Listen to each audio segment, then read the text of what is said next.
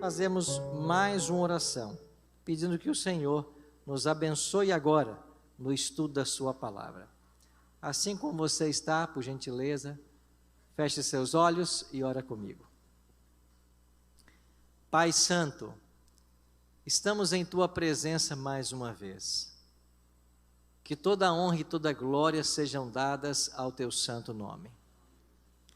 Aqui viemos para louvar o teu nome, para adorar-te na beleza da tua santidade e também para ouvirmos a tua voz através da tua palavra. Ela será estudada mais uma vez e suplicamos que o teu bom e santo Espírito seja o nosso professor, que ele abra nossa mente à compreensão e que ele abra o nosso coração à aceitação dos teus conselhos. Oramos em nome de Jesus. Amém. Eu queria começar o estudo desta hora refletindo com você num conceito em teologia que nós chamamos de verdade presente. É um conceito que talvez você já conheça, mas se você não conhece, queria que você conhecesse a partir de agora.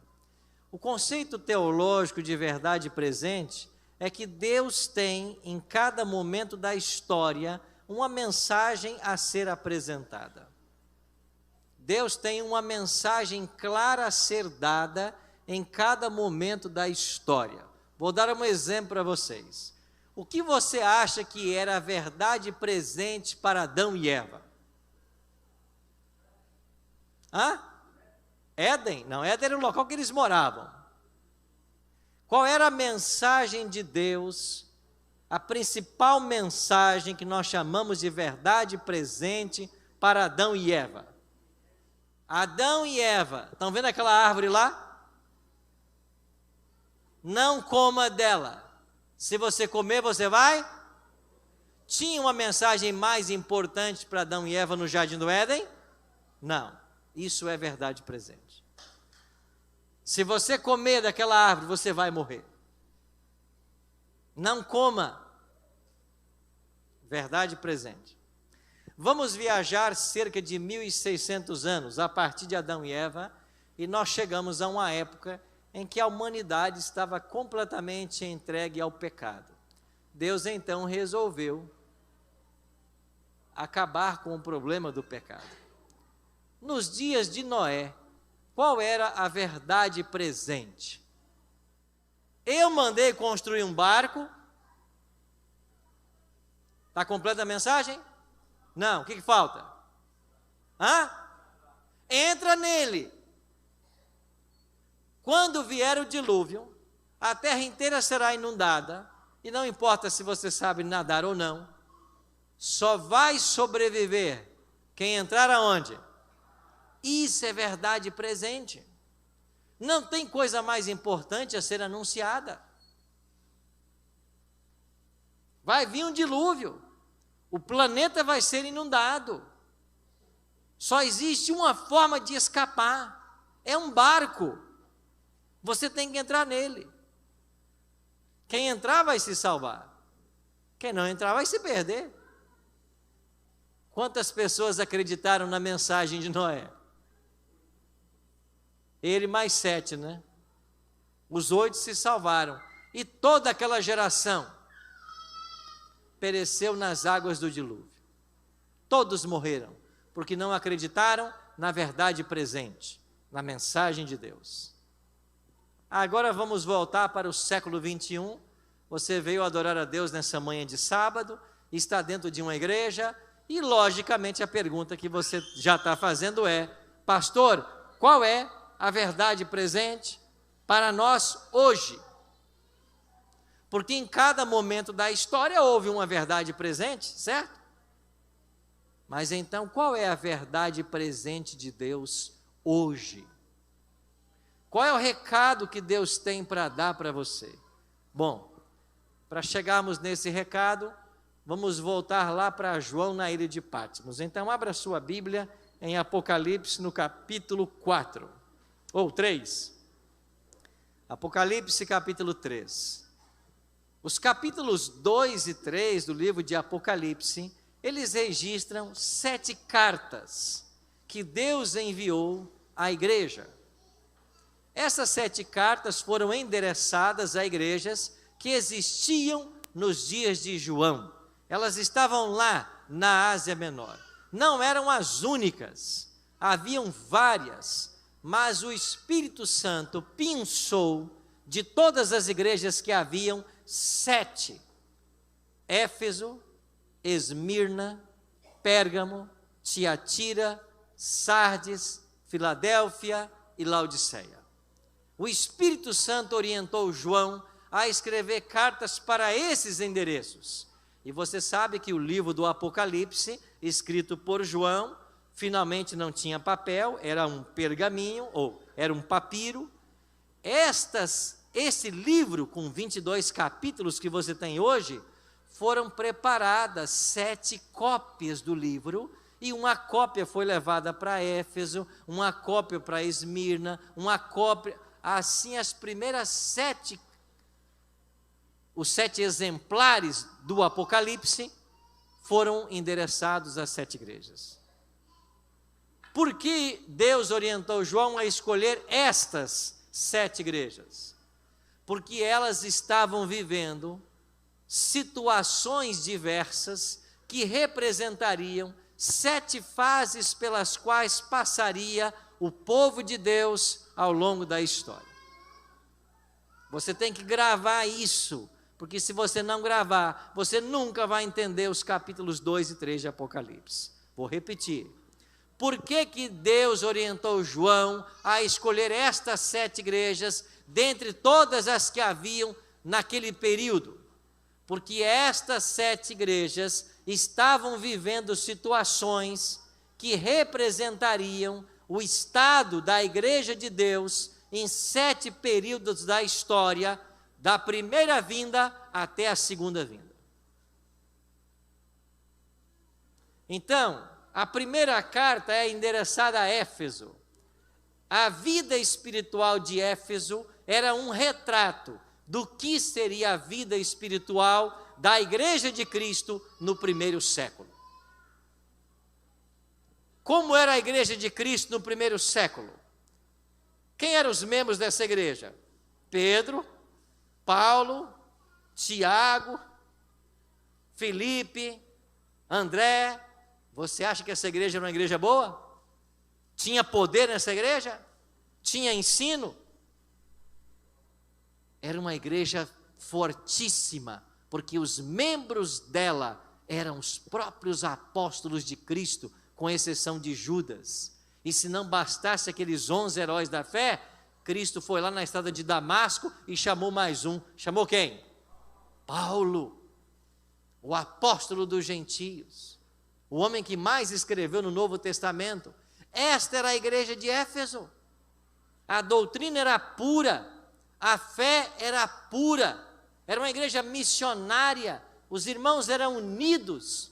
Esta igreja testemunhou a descida da chuva temporã, o batismo do Espírito Santo em Atos 2, quando num só dia, quantas pessoas eles batizaram? Quantas? 3.000. Depois a igreja cresceu para 5.000, e no final do primeiro século, já se falavam em 100.000 cristãos. Essa é a igreja de Éfeso. É importante estudar a história de Éfeso? É. Há lições espirituais a serem aprendidas? Há. É a verdade presente? É ou não? Não, não é, porque Éfeso falava da igreja no primeiro século. Esta igreja então começa com a crucifixão e a morte de Jesus, ano 31, e se estende até o ano 100. Por que ano 100? Porque por volta do ano 100 vai morrer o último dos 12. Quem morre? João. Aonde ele morre? Alguém disse na ilha de Patmos. João não morre na ilha de Patmos. João é liberto da prisão de Patmos, vai para Éfeso. Lá em Éfeso ele escreve o Evangelho de João, as cartas de João, e lá em Éfeso ele vai morrer, por volta do ano 100. Morre o último apóstolo, acabou a igreja de Éfeso, agora vem a igreja de Esmirna. A igreja de Esmirna é caracterizada por um período de perseguição. É verdade que os apóstolos já haviam começado a ser perseguidos, a perseguição já havia se iniciado nos tempos apostólicos, mas agora, com Diocleciano e Galério, os imperadores romanos, a perseguição aumentou. Então, a carta a Esmirna é endereçada para uma igreja que estava vivendo momentos de perseguição, uma igreja perseguida, onde os cristãos eram lançados no Coliseu romano, às feras. Os cristãos tinham que fugir para salvarem a vida. E essas perseguições duraram até depois do 4º século, quando finalmente um imperador se converteu ao cristianismo. Qual o nome dele? Constantino. Foi uma falsa conversão, mas finalmente ele parou de perseguir os cristãos. Então você vai do ano 100 até o ano 313 com Esmirna. E por que 313? Porque aí é assinado um edito de tolerância. Um tratado foi assinado, dando aos cristãos o direito de adorar em liberdade. E a religião cristã agora é oficial no Império Romano. Então era a mensagem para a igreja de Esmirna, tem a ver com a igreja do 2º século, do 3º século. Chegamos a Pérgamo, saímos de 313, do edito de tolerância, e nós iremos até o ano 538. O que acontece em 538? Começa a supremacia papal. O primeiro papa começa a ter agora não apenas poder religioso, poder político. Começam os 1260 anos de supremacia papal. Estamos em Pérgamo. Vamos sair para Tiatira. Tiatira chega quando? Tiatira chega com Martinho Lutero, a Reforma Protestante, 1517. Então, de 538 até 1517, foi a igreja de Tiatira. Agora houve uma mudança na história, porque Deus levantou um monge agostiniano chamado Martinho Lutero, e esse homem sozinho abalou os alicerces da igreja romana, pregando aquilo que ela não estava pregando, denunciando suas heresias, e o ponto máximo dessa denúncia foi quando Lutero escreveu num papel as 95 teses contra a venda de indulgências e pregou isso lá na porta do castelo de Wittenberg, no dia 31 de outubro de 1517. Mudamos de igreja. Chegamos a Filadélfia. É isso? Éfeso, Esmirna, Pérgamo, Tiatira, Sardes. 1517, começa Sardes. Reforma protestante, Martinho Lutero, começou a reforma, mas a reforma arrefeceu. E os reformadores acabaram perdendo o seu poder. A mensagem se diluiu, muitas igrejas começaram a surgir. E nós iremos então de 1517 até 1798. O que acontece em 1798? O Papa é preso. A maior autoridade religiosa do mundo é presa. O homem que coroava os reis da Europa é preso. Pio VI foi preso por ordem de Napoleão Bonaparte, levado para ele de Santa Helena, desterrado, e lá morre o Papa. 1798. Terminamos a 5ª igreja. Chega a 6ª igreja. Esta vai de 1798 até 1844. O que acontece em 1844? Termina a profecia das 2.300 tardes e manhãs. Jesus muda de ofício no santuário celestial. Começa o juízo de todo ser humano. Terminou então a fase da 6ª igreja. E agora chegamos em Laodiceia. E porque o juízo começou em 22 de outubro de 1844, é por isso que a 7ª igreja se chama Laodiceia, porque a palavra Laos quer dizer povo, e Diceia vem de Dikaios, de justiça, de juízo. É o povo do juízo, é o povo julgado. Então nós somos a igreja de Laodiceia, que começou em 1844, com a transição de Cristo no santuário celestial, e agora vai até o regresso de Cristo a essa terra. Há uma oitava igreja no Apocalipse? Não. Estamos vivendo o período de Laodiceia desde 1844. E ele vai durar até que Jesus volte. Quer dizer que não há uma oitava igreja e não há uma oitava mensagem. Então a igreja de Laodiceia, que existia lá nos dias de João, na Ásia Menor, ela vivia uma situação parecida com a situação que viveria a igreja de Deus de 1844 até a volta de Jesus. E quem é que está vivendo nesse período? Nós. Então, qual é a verdade presente de Deus? A mensagem a Laodiceia. Então, qual é o recado mais urgente que Deus tem para dar ao seu povo hoje? A mensagem de Laodiceia. Bom, depois dessa enorme introdução, vamos ao texto bíblico? Adoro introduções, né? 15 minutos? Apocalipse, capítulo 3, a partir do verso 14. Aí você encontra a mensagem a Laodiceia. Verso 14, Apocalipse 3, 14. Mas eu prometo não passar das 3. Vai ser rápido. Não, a gente não vai nem até 11h30. Apocalipse 3, 14. Ao anjo da igreja que está em Laodiceia. Então, é para nós a mensagem. O que o anjo diz? Isto diz o Amém, a testemunha fiel e verdadeira, o princípio da criação de Deus. Quem é esse? Jesus. Ele é a testemunha fiel e verdadeira. Ele é o Amém. Ele é o princípio da criação de Deus. Espera aí, Jesus foi criado? Não. Ele é o princípio porque ele estava no princípio. Ele criou junto com Deus. Jesus não foi criado. Jesus é Deus. Deus é eterno. Deus sempre existiu. Verso 15. O que Jesus diz então para mim e para você hoje? Conheço o quê? As tuas obras, que nem és frio e nem quente. Quem dera fosses frio ou quente. Assim porque és morno, e não és frio e nem quente. Vomitar-te-ei da minha boca. Qual é o estado de Laodiceia? Mornidão. O que é morno?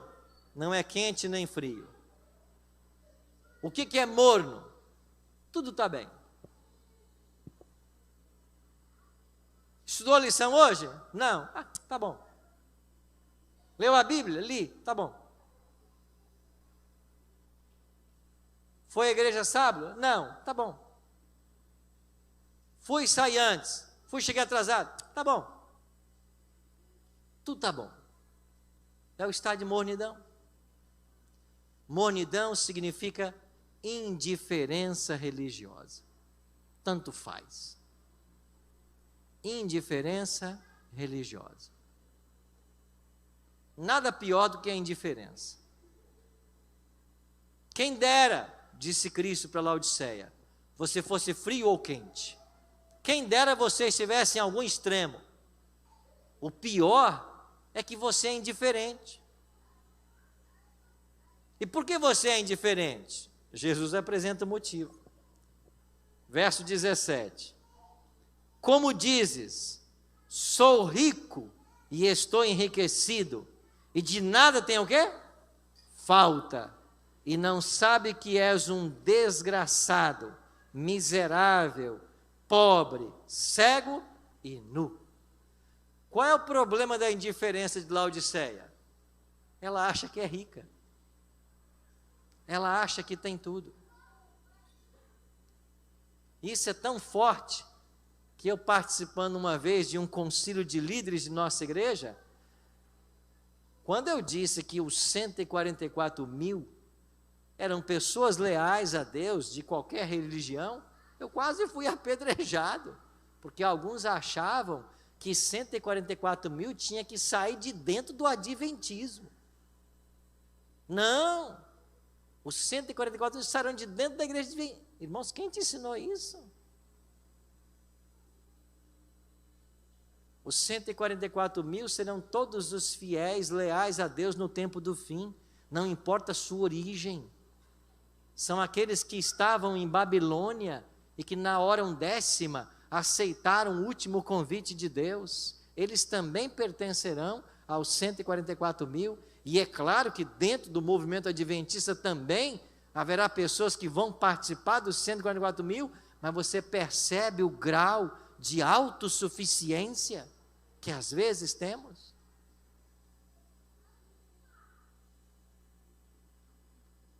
Rico estou e abastado, e de nada tenho falta. O problema da igreja é que ela não percebe a sua real situação. E qual é a real situação? Jesus declara: nem sabes que tu és. 4 expressões. Quais são as 4 expressões? Miserável, pobre, cega e nu. Toda vez que eu leio essa carta Laodiceia, e eu lembro dessa palavra nu, essa palavra me remete ao Gênesis. Quando Adão e Eva perceberam que eles estavam nus.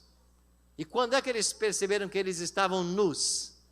Quando eles comeram do fruto que era proibido comer. Há uma lição muito especial aqui que você deve aprender.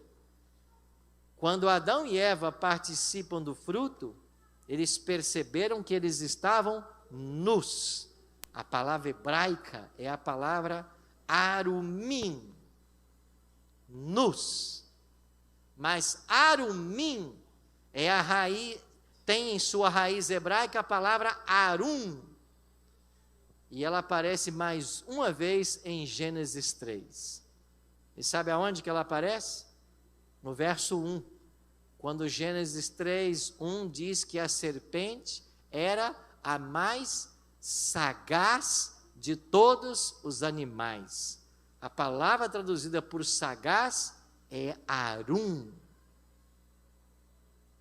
E quando Adão e Eva comem do fruto, eles se tornam arumim.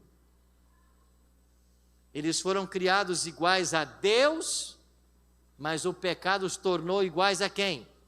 A serpente. A serpente era arum, o homem se tornou arumim, parecido com a serpente, porque desobedeceu a Deus. O homem percebeu que estava nu. Agora vem Cristo e diz para nós, para a igreja de Criciúma do ano 2023, você se acha rica e abastada? Você nem sabe que você é nu? Você é cega? Você é pobre? Eu li aqui uma versão, né? Desgraçada, sem graça. Vez por outro eu encontro algum irmão ou irmã que me procura e diz: pastor Arilton, eu estou tão triste com a nossa igreja. Eu disse: por quê? Pastor, a nossa igreja está tão fria, a nossa igreja as pessoas não se envolvem, sábado é cheia a igreja, mas domingo e quarta não tem ninguém, só uns gatos pingados. O coitadinho do irmão que vem no culto é chamado de gato pingado na quarta, né? Acho que gato pingado é quem ficou em casa, né? Quem veio é o que está procurando, né? Eu digo sempre a esses queridos: não se preocupa, isso não pode nos assustar, porque se fosse diferente, nós não seríamos Laodiceia. Se fosse diferente, não estaríamos vivendo o último período antes da volta de Cristo. A igreja vai continuar sendo morna. O grande desafio nosso é estarmos vivendo o período de Laodiceia, mas não termos o espírito laodiceano. Esse é o grande desafio. Você não vai sair do período de Laodiceia Você não vai sair da época de Laodiceia, mas você não pode ser laodiceano. Você não pode ter a mornidão característica de Laodiceia. E como você escapa dessa mornidão? Primeiro passo, percebendo a sua real condição. E qual é a sua real condição? Você está nu, você se parece com a serpente. Esse estado de mornidão te afasta de Cristo e te aproxima do mal. E qual é o remédio? O bom é isso, né? Cristo, ele apresenta o problema, mas ele já dá o remédio. E agora vem o tríplice remédio. Acompanhe comigo a leitura. Qual é o tríplice remédio que Jesus nos oferece? Verso 18. Aconselho-te que de mim compres, primeiro o quê? Ouro, refinado aonde? No fogo, para você se enriquecer. Roupas brancas, vestes brancas, a fim de que vistas, para que não apareça a vergonha da tua nudez, e unja os teus olhos com o quê? Com colírio, para que você veja. Então, você está no estado de mornidão, você está nu, parece com a serpente, mas eu tenho um remédio para você. É um tríplice remédio. Primeiro, aconselho que de mim você compre o ouro refinado pelo fogo. O que é o ouro? O que representa a expressão ouro refinado pelo fogo? Representa a fé e o amor. Então, o primeiro remédio para acabar com a mornidão de Laodiceia é você possuir fé e possuir amor. Interessante, né? A fé se materializa no amor. Nós acreditamos que Deus existe e aqui estamos na casa dele para adorá-lo.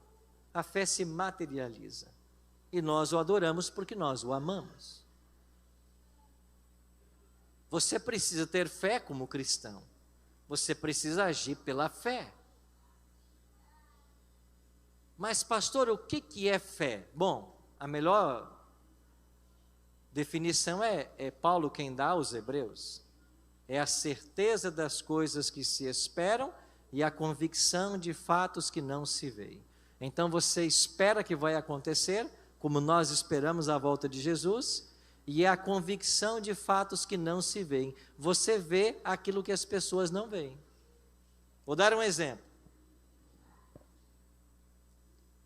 Estamos estudando na lição da escola sabatina, essas 2 semanas, dízimo e oferta. Ninguém entende como alguém pode prosperar mais dando 10% de dízimo e ainda oferta para Deus. Ninguém entende isso. Como que você pode prosperar se você está tirando? Isso é viver pela fé. Então a gente dizima e oferta porque nós acreditamos no invisível. Acreditamos que quando eu sou fiel, dizimista e ofertante, Deus não vai deixar que a minha conta da farmácia chegue, Deus não vai deixar que a minha família adoeça, Deus vai me ajudar de várias formas e Ele vai honrar porque eu estou sendo fiel a Ele. Isso é viver pela fé. Quantos aqui, quem sabe, perderam um bom emprego por causa do sábado? Alguns poderiam dizer, isso é loucura. Você vai deixar de ganhar esse salário por causa do sábado? Alguns até dizem assim, pede lá autorização ao seu pastor, como se a gente pudesse autorizar alguém a quebrar o mandamento.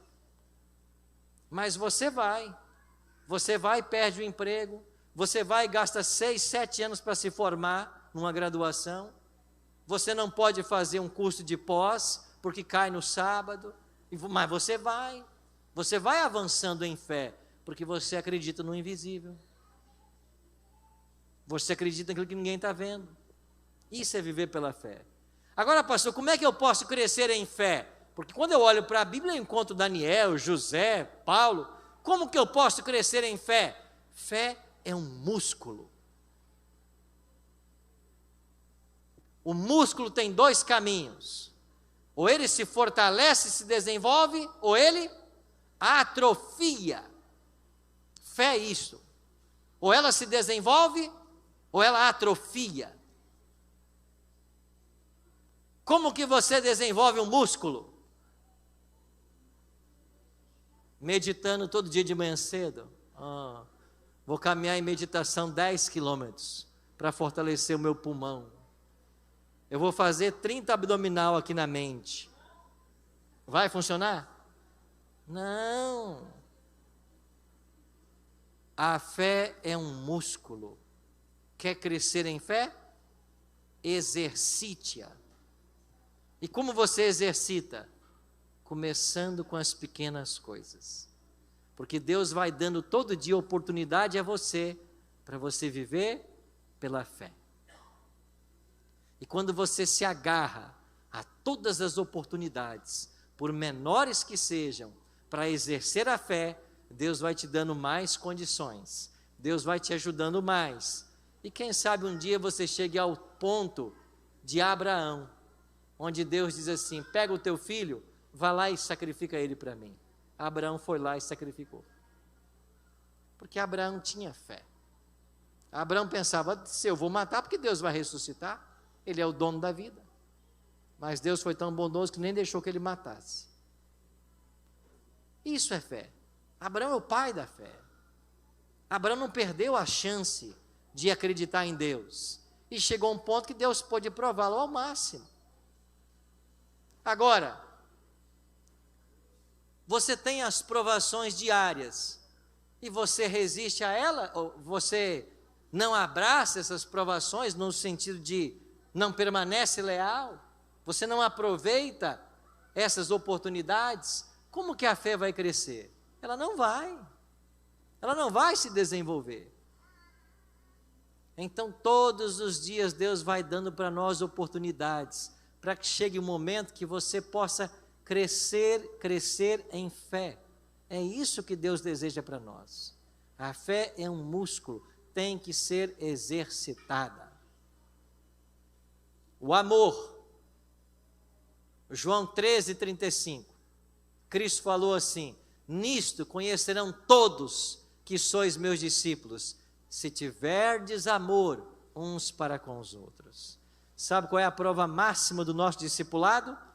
É quando nós amamos o próximo. Agora, quando falamos em amar o próximo, não é você amar aquele que é fácil de ser amado, é você amar aquele que você acha que nem merece nada. É quando você tem que amar e ama aquele que você acha que não merece amor. Essa é a grande questão. Porque tratar bem os amigos é fácil. Quero ver tratar bem os inimigos. Porque ser gentil com quem é gentil com você é fácil. Quero ver você ser gentil com quem é bruto com você. Com quem é deselegante com você. Com quem fala mal de você. É aí que você exercita o seu amor. Então nós temos que amar as pessoas. Nós temos que respeitar as pessoas. Nós temos que tratar bem todas as pessoas. É assim que nós seremos conhecidos como cristãos. É fácil isso? Não é. Um dia, eu não sei se eu contei para vocês aqui, mas um dia eu estava passando numa máquina de raio-x no aeroporto, e tinha ali umas 4, 5 pessoas na minha frente, e eu estava esperando a minha vez de passar no aeroporto. Aí de repente chegaram uns 4, 5 jovens que conheciam o primeiro da fila. E foram lá conversar com ele e acabaram ficando ali na fila. E eu pensei, mas a fila tem poucas pessoas e esse povo vem furar a fila. Esse povo não tem vergonha de furar a fila. E do outro lado da máquina tinha um policial com os braços cruzados. E eu pensei, e aquele lá? Está fazendo o que aqui? Não devia estar pondo ordem na casa? Será que ele não está vendo o povo furando fila? Pois deixa eu passar na máquina, eu vou lá falar com ele. E vou fazer uma pergunta só para ele. Escuta, o senhor trabalha aqui no aeroporto? O senhor é funcionário aqui? Porque está todo mundo furando a fila ali, o senhor não fez nada? E eu aqui, né? Planejando. Aí passei na máquina do raio-x e fui lá, em direção ao policial. Eu cheguei perto dele, ele olhou assim: Pastor Arilton. Aí o que eu falei? Pois não.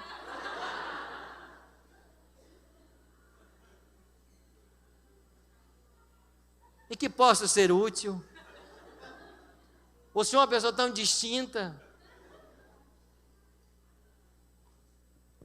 Eu acompanho o senhor, os seus programas. Eu vi o senhor lá. Estava só esperando o senhor chegar para falar com o senhor.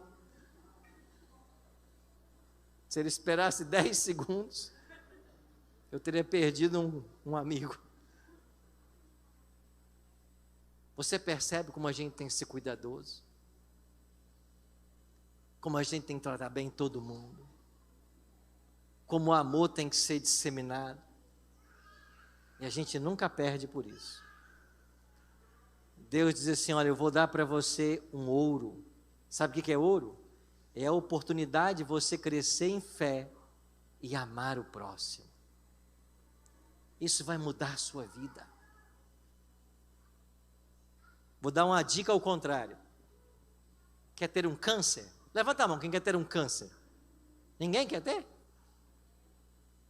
Quer ter um câncer? Não perdoe as pessoas. Seja sempre ranzinza. E seja sempre de mau humor. Pague na mesma moeda. Trate bem quem te trata bem. Em poucos anos você vai ter um câncer.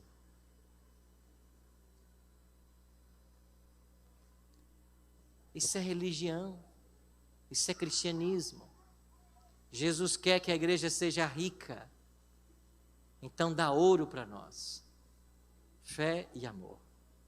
Mas Jesus faz uma segunda coisa. Ele dá um segundo remédio.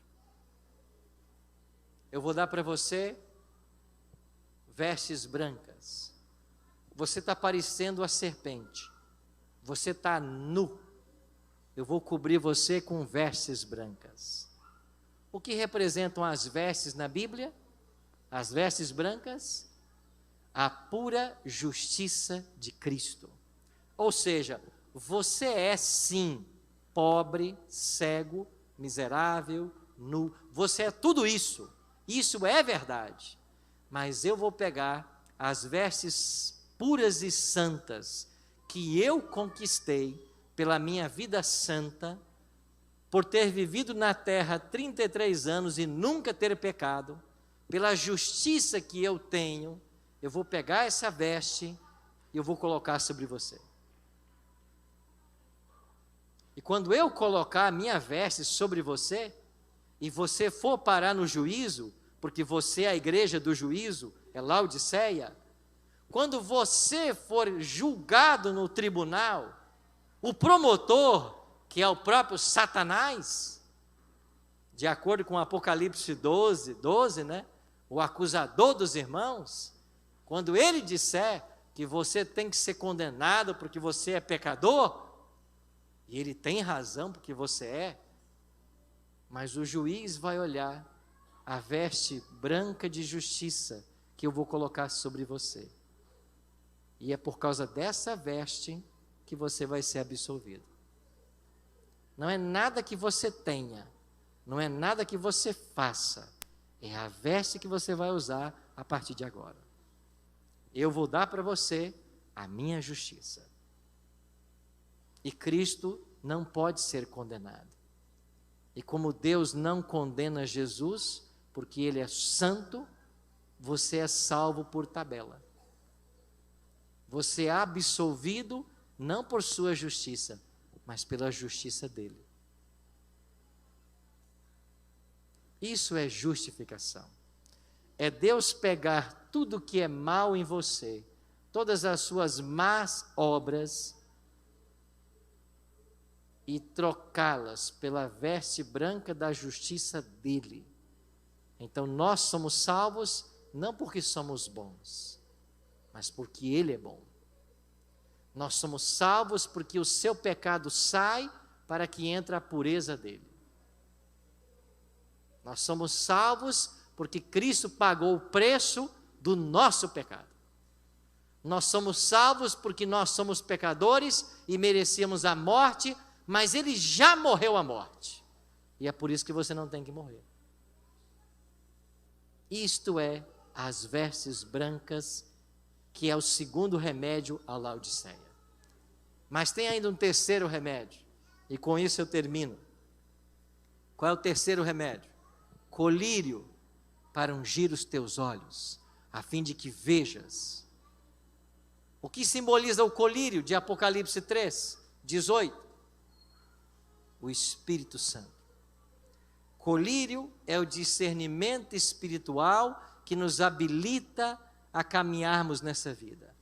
É o Espírito de Deus que nos é prometido todos os dias, sem o qual você não deve sair de casa.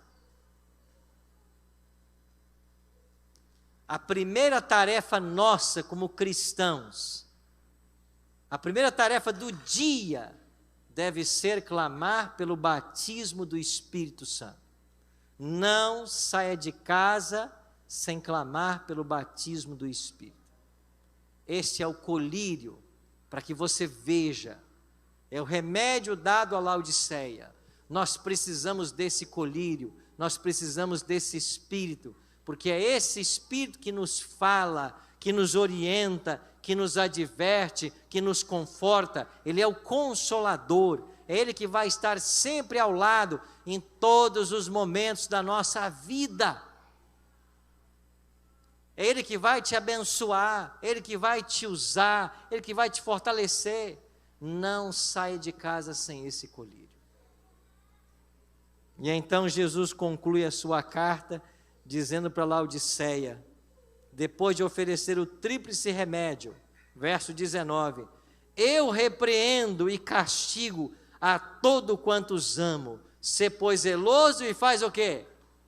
Arrepende-te, te arrepende das coisas que você fez. E eu termino com o verso 20, eis que eu estou à porta e bato, se alguém ouvir a minha voz e abrir a porta, entrarei em sua casa, cearei com ele e ele comigo.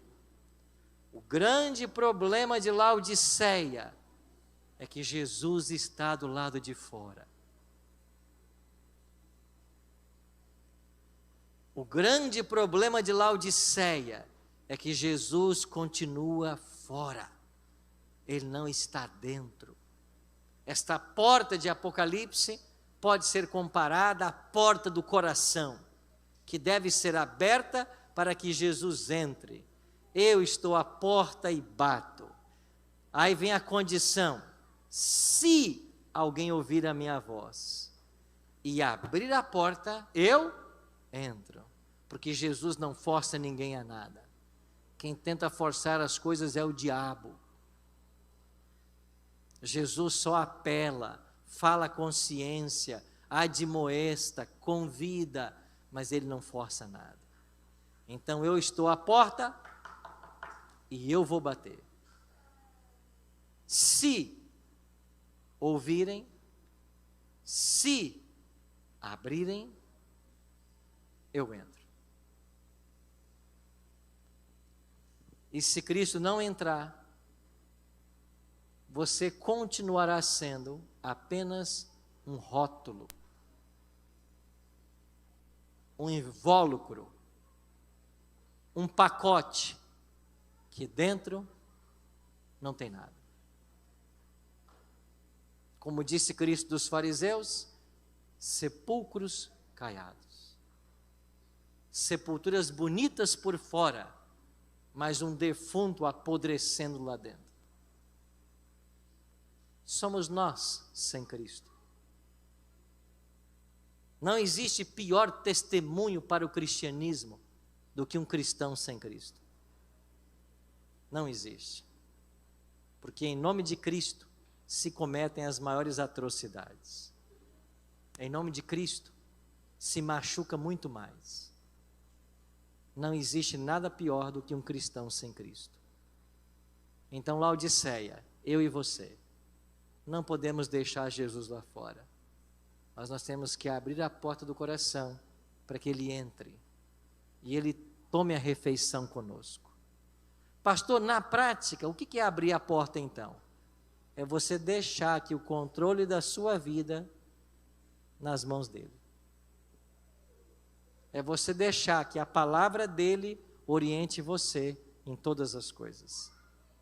É você buscar ser leal em tudo que você sabe. Como disse Paulo, que um dia abriu a porta do coração, não vivo mais, o quê? Eu, mas Cristo vive em mim. Exemplo de alguém que abriu a porta. Não vivo mais eu. É Cristo que vive em mim.